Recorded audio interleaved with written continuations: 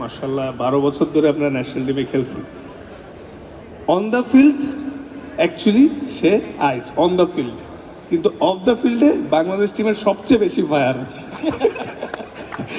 এটা খুবই ইন্টারেস্টিং একটা কমেন্ট কিন্তু তাসকিন ভাই আমাদেরকে বলছে যে on the field ice, off the field fire. Off the field কি ধরনের ফায়ার, কেন ফায়ার? একদম মানে টু বি অনেস্ট ডিসিপ্লিনের ক্ষেত্রে ঘুম, টাইম টেবিল।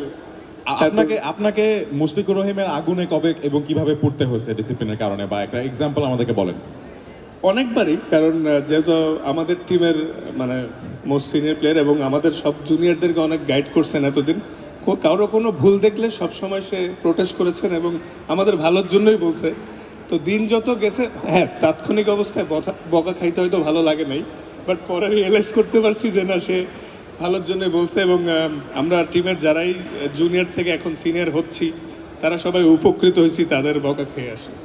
তার মানে এই ফায়ারের কিছুটা তাপ আপনার গায়েও লাগছে। হ্যাঁ।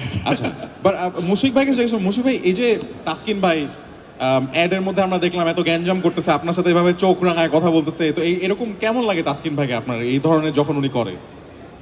এটা তাসকিন আলহামদুলিল্লাহ, ও আসলে এর খুব রেয়ার আমি মনে করি। এটা অনেক সময় আসলে সুনাম মানুষের সামনে করতে নেই, বাট আমার কাছে মনে হয় যে বাংলাদেশের যতগুলো পেস বোলার এখন পর্যন্ত প্রডিউস হয়েছে, তাসকিন ইজ রাইট আপ দেয়ার।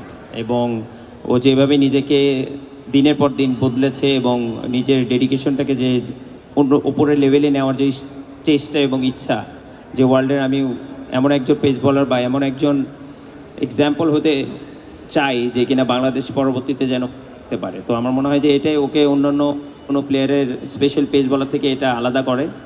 তো আমার কাছে মনে হয় যেটা আপনি বললেন যে তাসকিন শুধু মাঠে না, আমি মনে করি যে ও সব দিক দিয়েই আমাদের যে গ্রুপ আছে পুরা ন্যাশনাল টিমে, ও সব দিক দিয়েই হিরো। সে মাঠেও যেরকম হিরো পারফরমেন্স করে এবং মাঠের বাইরেও। তো ও না থাকলে আসলে টিমের সত্যি কথা বলতে মানে কোনো সময়, সবসময় ম্যাক্সিমাম সময় একঘেয়েমি লাগে, আর ও থাকলে আসলে এনজয়মেন্টটা অন্যরকম হয়।